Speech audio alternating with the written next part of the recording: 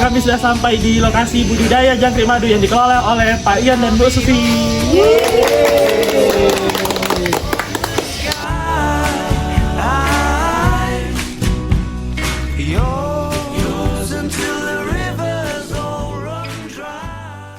Sistematika jangkrik, Kingdom Animalia, Phylum Arthropoda, kelas Insecta, Ordo Orthoptera, subordo Encipera, famili Grylidae, subfamili Grylidae, genus Grylides. Nah, spesies jangkrik yang ada di peternakan Pak Ian yaitu jangkrik madu. Jangkrik madu ini memiliki warna kuning kecoklatan. Ciri-ciri dari jangkrik betina yang unggul memiliki warna kuning terang, punggung mengkilap, teksturnya halus, tubuhnya panjang. Ciri dari jangkrik jantan yaitu memiliki suara yang khas. Umur hidup jangkrik madu yaitu berumur 100 hari. Selanjutnya adalah manajemen kandang jangkrik. Yang pertama, peternak itu menggunakan triplek sebagai bahan baku pembuatan kandang jangkrik. Nah, ukuran dari kandang ini yaitu panjang dari kandang ini 2,6 meter dan lebarnya adalah 60 cm. Nah, selanjutnya di bawah-bawah kaki kandang ini diletakkan oli sebagai antisipasi hama agar semut tidak naik ke kandang, karena semut adalah hama utama bagi jangkrik. Pinggir-pinggir kandang jangkrik direkatkan lakban agar jangkrik tidak mudah naik ke permukaan dan keluar dari kandang.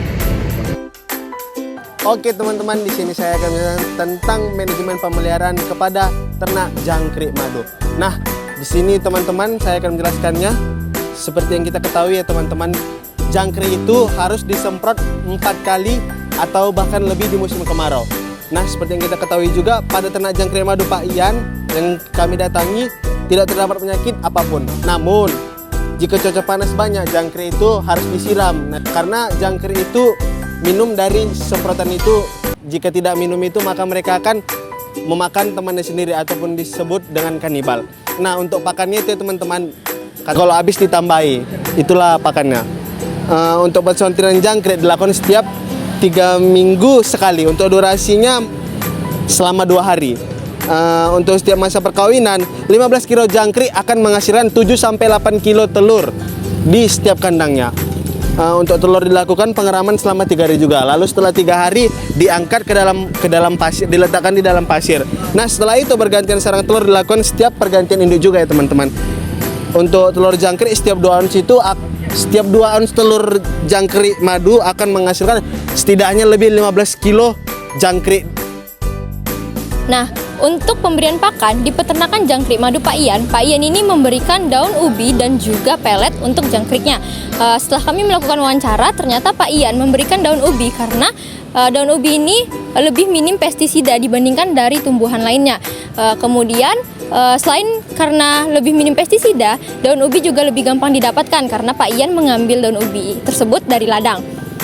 Nah, untuk pelet, Pak Ian menggunakan pelet yang sama seperti pelet burung. Untuk kandungan peletnya itu mengandung campuran biji-bijian, sayur-sayuran, dan juga buah-buahan. Untuk pemberiannya, jangkrik ini diberikan pakan itu sebanyak 3 kali dalam sehari. Namun harus diperhatikan, jika pakan sudah habis, maka harus segera diberikan pakan lagi. Pak Ian langsung memberikan pakan jika pakan jangkrik sudah habis, karena jangkrik ini termasuk hewan kanibalisme yang bisa memakan temannya sendiri. Nah, untuk anak jangkrik biasanya itu diberikan pakan hanya pelet saja 1 minggu setelah penetasan. Selain itu, Pak Ian juga mengirim jangkrik tersebut keluar kota. Nah, untuk pakan selama di perjalanan, Pak Ian hanya menggunakan daun dan batang ubi saja. Perkawinan jangkrik. Untuk perbandingan perkawinan jangkrik itu adalah 2:10. Jadi, 1 kg jangkrik itu terdapat sekitar 1.200 ekor jangkrik. Maka untuk perbandingan 2 kg dibanding 10 kg jangkrik itu 2.400 ekor jangkrik jantan dapat membuahi sekitar 12.000 ekor jangkrik betina. Nah, analisis usaha di peternakan jangkrik itu pertama ada modal usaha. Nah, modal usaha yang dikeluarkan oleh peternak itu yaitu adalah 9.310.000. Nah, lalu ada biaya tetap. Nah, biaya tetap yang dikeluarkannya itu adalah 9.110.000. Nah, lalu ada biaya penyusutan per tahun. Nah, dia biasa itu per 3 tahun, yaitu adalah Rp3.036.666 rupiah.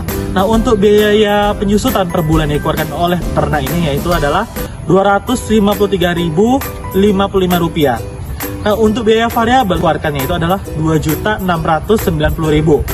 Nah, lalu ada penghasilan. Nah, penghasilan dari jual jangkrik dan telurnya juga itu totalnya adalah Rp35.925.000. Nah, lalu keuntungannya yaitu adalah dari penghasilan dikurang biaya variabel dikurang biaya penyusutan. Nah, itu totalnya itu adalah Rp32.711.945. Nah, inilah analisis usaha. Jadi peternak ini bisa menutupi biaya variabel dan biaya penyusutan. Terima kasih. Baik, kesimpulan kami pada saat ini itu bagi segi dana, pengeluaran yang dikeluarkan oleh peternak itu mencakupi semua dari hasil atau keuntungan. Itu keuntungan yang didapat itu dengan jumlah yang tertera. Untuk segi perkawinan, untuk jantan tersendiri itu perbandingannya 2:10 atau dibandingkan dengan 2.400 jantan jangkrik madu setara dengan ataupun sebanding dengan 12.000 betina jangkrik madu. Untuk segi perkandungan sendiri itu satu poti itu dapat menampung 15 kilo jangkrik madu. Namun untuk 2 ons telur jangkrik ini itu dapat menghasilkan atau melahirkan bibit sebanyak 15 kilo. Terus dan penyiraman jangkrik ini itu dapat diberikan selama ataupun sebanyak 4 kali dalam sehari. Namun untuk pada saat hari kemarau itu penyiraman diwajibkan lebih dari 4 kali. Namun itu tergantung pada cuaca yang sedang dihadapi. Untuk pakan tersendiri dan yang sering digunakan untuk pakan jangkrik ini ialah dan ubi. Guys, sekian untuk hari ini. Jadi kami udah selesai buat hari ini. Terima kasih juga untuk Pak Ian dan Bu Susi yang udah menyempatkan waktunya untuk kami berkunjung ke sini. Terima kasih. Baby, I'm yours. Baby, I'm yours. And I'll be yours until the sun no longer shines. Yours until the poets run out of rhyme. In other words, until the end of time. I'm gonna stay right here.